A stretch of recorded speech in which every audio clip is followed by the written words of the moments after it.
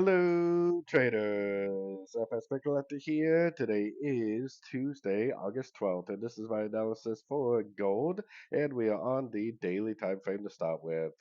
So on gold, well, first of all, we got CPI inflation data coming out today, which is definitely a really big news event.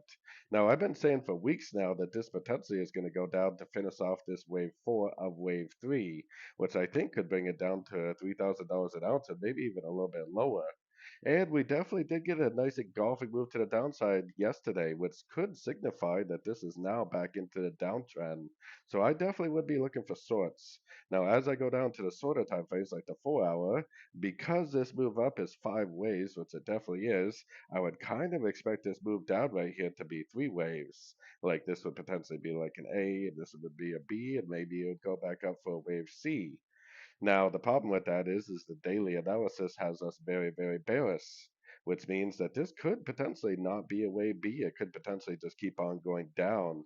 That is why I am definitely recommending shorts in a downtrend at the end of pullbacks, because if you're looking for shorts and it does this, that's great news. If you're looking for shorts and it does something like this, and then you go short, and then you see it engulf up at a Fibonacci retracement level, then you hopefully you'll stop looking for shorts and you recognize that it is a three-way pullback, and then you can start looking for longs again. So anyways, don't forget to check out my website linked over here in the corner. And as always, thank you for watching and happy trading.